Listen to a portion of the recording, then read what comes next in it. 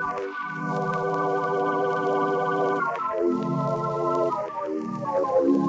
guys, and welcome back. This is ChosenArchitect, and today we're going to be dabbling in a little bit of integrated dynamics and getting some ore processing set up. So, I hope you guys are ready. Hey guys, Future Chosen here. Just wanted to say, if you haven't already checked out my second channel, you can find that link down in the description below, or you can go to youtube.com/ChosenLive, where you can find new content that's coming off of my Twitch live streams. So instead of wasting that content, I'm providing it there for you guys. So if you would give it a subscribe, I'd really appreciate it. And maybe watch some of the videos. That'd be really cool as well. So guys, on with the video. So I want to get started today by going over just a real quick thing, and that is integrated dynamics. Now, I know it is in here, and it may be glossed over by some. I've actually been experimenting a little bit over on Twitch. If you want to check me out over there, it's twitch.tv/ChosenArchitect. And I'm normally live streaming anywhere between like 2 o'clock to 6 o'clock p.m. Central Time. And you can usually find me there. But we're going to go over some of this stuff as I've been messing around with it over there and having a lot of fun. So there's some things that can be very technical with integrated dynamics, and the documentation is decent, but also not like beginner friendly, right? So I need to do a few things. I want to show you what like a couple of things that integrated dynamics can do just on its own without even adding the tunnel support, which can give you like access to moving items and things like that. So one of the main components is going to be a variable store. You're going to have some kind of reader, for example, that's going to read something. You're going to have a screen which can display information, allow you to also copy it and set variables and stuff like that. It can do some really cool stuff. Some variable cards to set some variables. And if you've never programmed anything, don't worry. But a variable basically holds information. Think of a variable as a box, and inside that box is the information, right? So this right here is a variable, and it's basically a box in that you can put stuff in, right? Like data. So right here's a facade. You can cover things by taking a block, but be wary.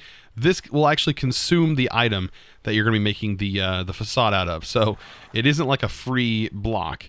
And then you also have the display panel, like I said, that displays things. And then you have a writer that can actually put things into the world or do things. And then of course you have your logistical cable. And then the variable store, I didn't really mention that holds your variables. So that way it can, like if you set a variable, say you have like a variable that has a number in it, and then this number subtracts from that, and then you create something that is the equal to both of these numbers when they're doing their function. That can be stored. These two will be stored inside the variable store, and then this can be placed inside of a display and will output that said thing. So this will store your variables. Basically consider this the container for your boxes, right? So this is going to be the shipping truck for your boxes. And then we have the logistical programmer. This is how you're going to actually program and set up and pretty much write anything you want to your variable card. So if you don't know what a string is just a piece of information. It can be a number, it can be text, but it's going to be technically surrounded by quotation marks, and just consider it like some kind of text. So you can say hi or hello world, right? So hello world into this string, and then we can take our variable store. For example, I'm going to go ahead and place the variable store here, and then place a cable onto this, and then we're going to have a display panel that's going to be here, right? If we want to display our hello world, all we got to do is place it inside this. And what that's going to do is, you can see it's a string, so it's going to be just regular type like this, and thus it is displayed here, right? It says hello world. So that's our first little program, right, that we made. Now, I don't want this. I could use a wrench. Luckily, these cables are actually pretty easy to break as it is right now, but let me go ahead and just create a few things. I'm going to go ahead and make this set up like so. We're going to go ahead and place in a world reader. This is going to give us a lot of information about our world, and you can kind of place it wherever. It doesn't really matter where it's connected to, just so long as it's in the world and connected to your network. This is going to let us set a lot of different things. And as you can tell, it's telling me a lot of information about our current world. It's telling me whether or not the weather is true. You're going to see this listed. This is a Boolean, which means it's either going to be a true or false statement. Down here, you have an integer, which is going to be a number, right? Integers are numbers, and yellow is that. Same for this. It's an integer, which is actually a long. which is just basically the format of the number. And then right here you have strings. So these are going to be strings, and then this red down here is a list, which is a list of strings. So we have all this information, right? And it can actually display, like if you're on a server, how many players are in the world. It can display the actual name of the world. There's all kinds of cool stuff it can do. I want to set up a simple thing that's going to show us our TPS and also our tick time, right? If you can actually run this command yourself, even on a server, you can go forge TPS. That's going to give you some information like your overall TPS, which is ticks per second, and Minecraft runs off of 20 ticks per second. So if it's anything different than that, something's wrong, right? And then your mean tick time is how long it takes to get that response back to you. So tick time, you want that number to be as low as possible as well. And being on a single player world, it should be fairly low. So you shouldn't have a problem there. But on servers, you'll see it around 20 or even higher, depending on the current lag. And that can definitely determine the amount of latency there. So what we want to do is we want to display some of that information. And some of it's actually really easy to display. So right here, we're going to set up a display panel. We're going to set one up here, here, here, and here. So what I want to do with these display panels, I just want to list what this information is, right?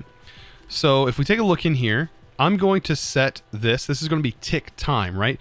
And we need to take this number here and we're going to make it readable. But first of all, let's go ahead and make a string right here that's going to say tick time. Tick time. Very simple. And man, this is probably like, I've not seen very many integrated dynamics tutorials. So this is pretty interesting. Actually, let's go ahead and make another one that's going to be called TPS, because I want to also generate one that's TPS. Now I'm going to show you where we might encounter an issue. So right here, if I put this in, it's going to say tick time, and it's going to squish it down to fit into this box. Whereas this one is going to be rather large. I don't want it to be so large. So what we can do is actually just add some spaces in this string to make it a little bit shorter. So I'm going to add 4 spaces and say TPS, because strings also include spaces. So I'm going to add 4 to each side. That is going to make this a little bit smaller because it's including the spaces. So these are about the same size, makes it look a little bit neater, I think. And then what I want to do here is I want to grab a variable, and that is going to be this integer. And we're going to just start with tick time, and all you got to do is place it in here, and it's going to grab that number. So this number is actually this number changing, so long as it's connected to the variable store, because this is what's generating that. So consider this a network now, right? This is a network. And if we put this inside the display panel, it's going to output that, right? So this is technically our tick time. Same for the TPS. We can go ahead and do that as well. Let's create a variable card for the TPS. This one's going to be a little bit easier because that number should stay pretty well constant for the most part. But if this does change, it will be reflected here. So there we go. There we go. We have 20.0. We don't technically need that 0.0, but I'm going to leave it anyways just to save, as this is just like a very simple project. So to get this number down to a reasonable size, I only want this number to basically be what it actually is in milliseconds, which technically this is 9. And then it would be decimal point and then all of these numbers behind. And we can see that here. You can see it's 9.263 milliseconds. So I don't really want a decimal point. I just want to turn this into just a number. So this is a real number. So let's go ahead and take this card. And what we want to do is take it over here. Or actually, we throw this in here. We'll read it for a second. We need basically to move the decimal point right here, or basically to remove these numbers. What I'm going to do is just divide this number by a specific amount, and that is going to be 1, 2, 3, 4, 5, 6, 7 zeros, I believe. Should be enough. We'll find out. So let's go ahead and create an integer. This is just going to be a number, and we're going to set this to 1 and 1, 2, 3, 4, 5, 6, 7. So 7 zeros. That's going to be what? 10 million. Is that right? 10 million, right? So we'll grab this, and we have these two numbers. This is the value that's being displayed, and this is what we want to use to change this number. Now we're just going to use a simple mathematical equation here, and we're going to say, take this number, which is that random one, and then, or take this, which is our mean, and divide that by this, which is 10 million, I do believe, and then we're going to create a new variable off of that. So, as you can see right here. And these will disappear. You don't have to worry about them. They're right here. What we want to do with these is place these inside of our variable store because, like I said, it's going to be reading these to get this information here. And then this should display, oh, as you can see, we have 0.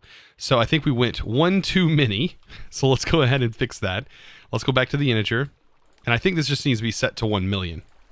So 1, 1, 0, 0, 0, 0, 0, 0. So 6 zeros. There we go.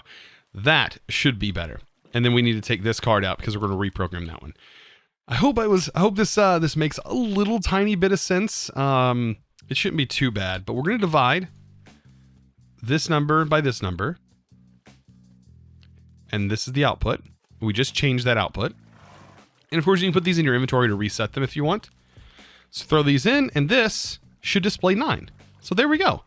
So now we're displaying the different amounts here.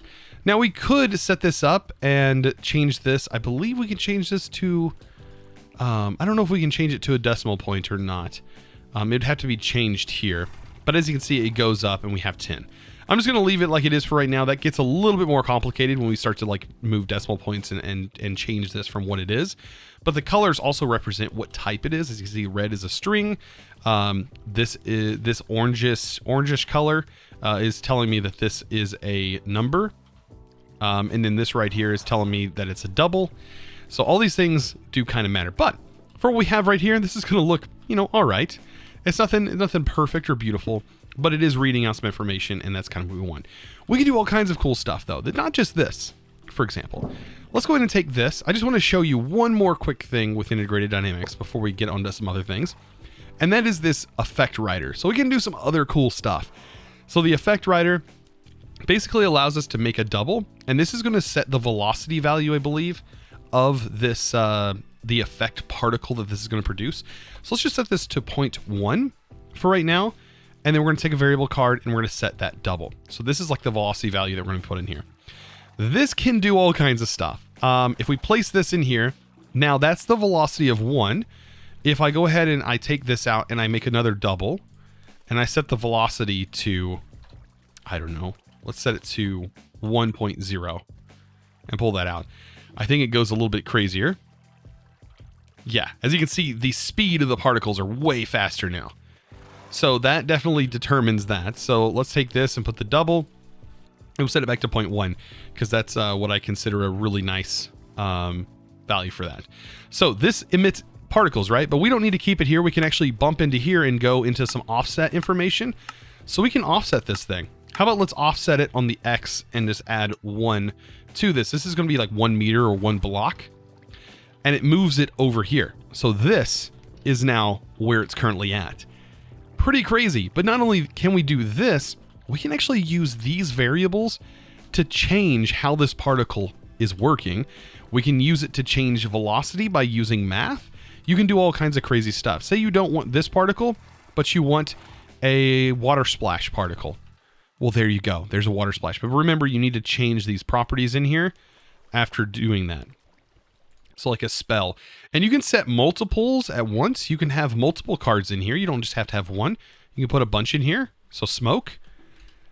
Yeah, and you can have it do all kinds of cool stuff. So I just wanted to show that, as this is a really cool like little thing. Being able to add effects like that, I think is kind of neat. And kind of deserved a little bit of showcase. As you might think, Integrated Dynamics has no use. Why would I use Integrated Dynamics? Well, now you know. It's actually pretty cool, right? So let's go ahead and grab these facades as well. Because what we're going to do is make this look pretty by covering this up. Look at that.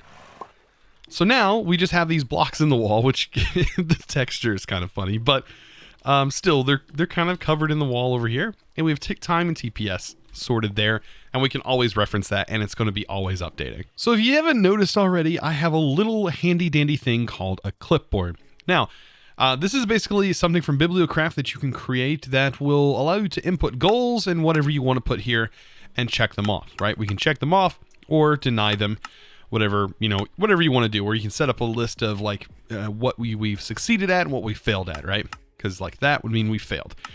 So I have this just a nice way to keep myself organized. So I have a set goal of mechanism or processing. That's kind of what I want to get into. And I want to utilize this to get into there. So we've already done a bit of the metallurgic diffuser stuff. This is still going to be an important machine, but to get started with, ore processing, we're going to need ourselves this enrichment chamber. We're also going to need ourselves a crusher. And this is going to be the fundamental parts of, I don't know, let's say getting ourselves some ore automation started, right? So we're also going to need some chests, something to pretty much set this up, and we're going to need our configurator, right? That's how our pipe is going to work. So this is a logistical pipe, very similar to any other pipe you ever use, except for you're going to need that configurator to get them working. So what we want to do is we want to say, all right, crusher, I want to crush things, and then I want the enrichment chamber to smelt the things, and then we want to put it all into an output chest, right? Seems pretty easy at first. So what we need to do is set up our crusher. So let's just place our crusher here. We'll place our enrichment chamber here, and that should be good for right now, right? This should work. And then we're going to set up an input and output chest, and that shouldn't take too much to do. You could have these lifted up in the air, whatever you want to do, you can of course do that. I'm going to place my power down here. We're just going to get our power routed. And just like we did before, we're going to make sure our power gets sorted in here. As you can see, I do have something that's kind of in the way, but we never see down here anyways. Only you guys are going to know about it. So don't tell anyone, but technically we're breaking into a room down here. Just kind of ran out of space. But let's go ahead and get some more Mekanism stuff going. And that is our universal cable. Now I might need some more of this. Basic universal cable. This is our power cable for Mekanism. It's actually a really powerful power cable. And we just tap that into the current one that we have connected to it. I'm just going to route this all underneath. And there we go. Bam. So we're connected in. Both of these have power, and they're ready to rock and roll. Now, this is where I was talking about last episode, where configuring Mekanism isn't always the easiest thing in the world to do. So routing your items and stuff can get a little daunting. But hopefully I can help you guys figure that out. So our configurator here is pretty good with this. So we can actually rotate in. We can say like items, right? And we can specify that this right here is output. And I think we can change it if we want. But it's basically reading out what this side is. And we can change it. Like, do I want this to be an input and output, energy, or none? I want this to be an input. I want this area to be an output. I want this to be an input, and I want this to be an output, right? So you can use this to kind of specify that, or you can pop in here and you can configure the size yourself. I like to set auto eject on. That's going to auto eject the items, but this machine is not going to auto pull the items. I don't think this, this doesn't automatically pull items from a chest. I think though there are upgrades. Mekanism upgrades, right? I could be wrong. Anchor keeps machines chunk loaded. No, that's definitely not the one I want. Increase efficiency using gases. So yeah, I thought there was one that did that. Separates away. No, there's not. I was wrong. I'm lying to you guys. So what we can use is pipes for this. And I could actually just separate this a little bit. This will be enough for a single pipe to go in here. So I think this will be good. This should be fine. All right. So speaking of pipes, let's go ahead and grab a logistical pipe. And we know that this is an input and this is an output. We put some in here. It's going to output some stuff. And this is only going to output a single item. So we can specify that. Even though later on we probably want a separate crusher for things that can't be smelted, right? We don't want to get things backed up. But if you can't go through this pipe, it's not going to go through this pipe. Now, if I left it like this, it should be fine because this is auto ejecting. But if you wanted to change this, all you got to do is set this to item by holding down shift and scroll wheeling. It'll select items there. And what you can do is shift right click. And then the small one, that one removes it entirely. But the small one is going to be an input or push. This is going to be a pull. And that is going to completely disconnect it. So we want it to be a pull. And of course, this side, we want it to be an input, right? That kind of tells you which direction things are going. Same goes for a chest. If we set a chest here and a chest here, we want these pipes to say input and output, right? Now you don't really have to specify the push unless you specifically want to push. Like if I set this here, I'm pretty sure it will pull out of this. I don't quite know. I'm going to set it like that. Set this one to definitely extract. And then I can set this to push. But I don't think you have to have both. I just think it, kind of helps fit the example. And that should work. So if we put an item in here, it should go into the top slot, which is red, which we specified that was going to be an input. Should be. And we can turn these sides off since we're not going to use them, right? We only need these left and right slots. We can set those to gray. I think you can shift click them. No, maybe not. And then these are the energy sides. I have them set to all sides can accept energy, right? So this basically means all sides can input energy. Very nice. And auto eject, we don't really, we can leave it on, but mostly for the items. You can see right here, can't eject, so that won't even work. But we can turn that on or off. All right, let's go ahead and get our ore processing in here. All we got to do is grab some chunks. What are they called? Ore. Well, I guess regular ore would work, but it's not called ore, is it? Iron. I'm sure I still have a bunch more of iron. No, I actually don't. Silver. There we go. Clusters, right?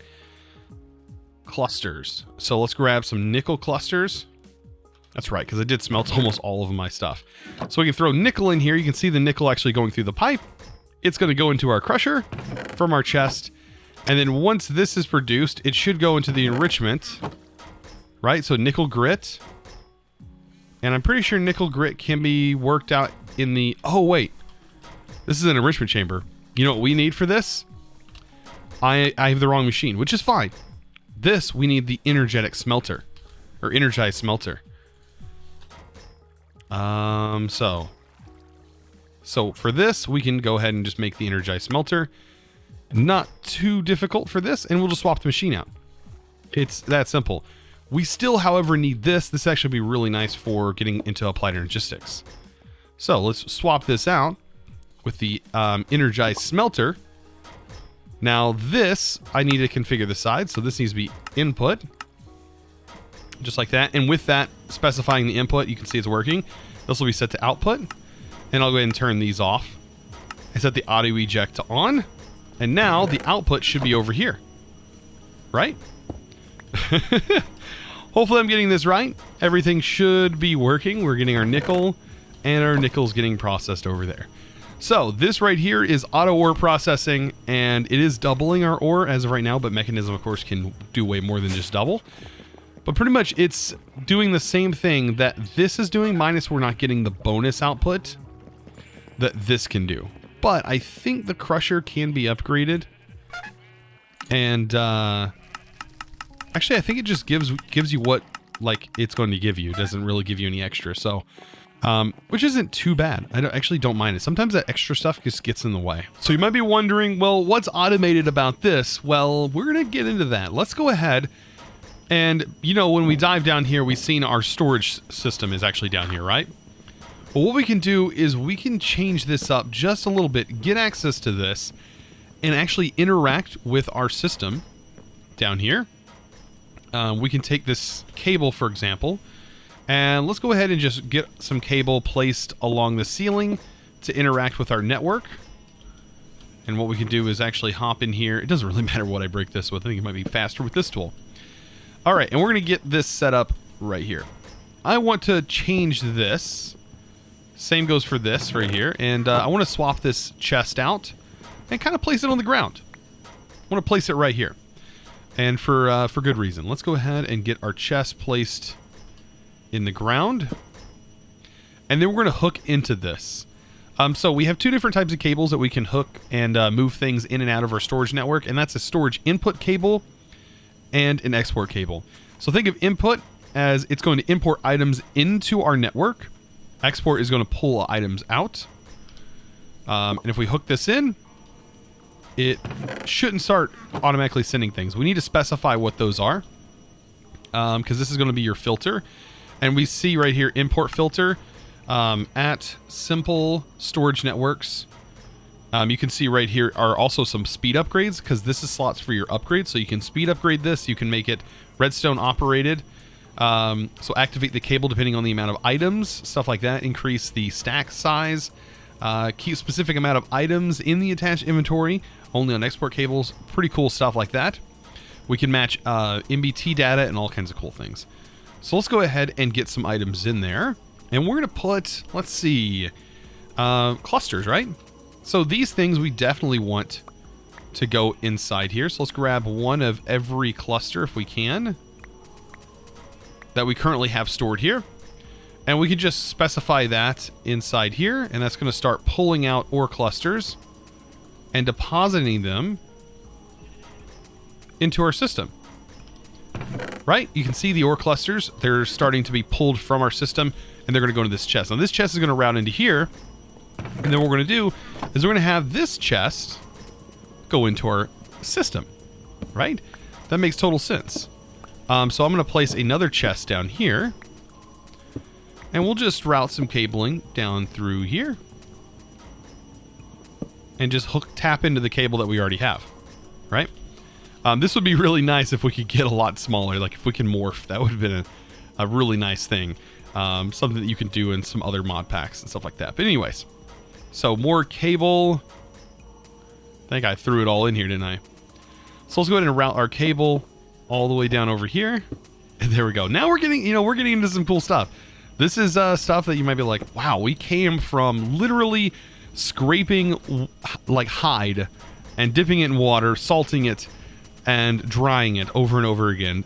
And now we are straight up using futuristic machines to do really cool tasks. Like, really? Yeah, that's the cool part about this mod pack.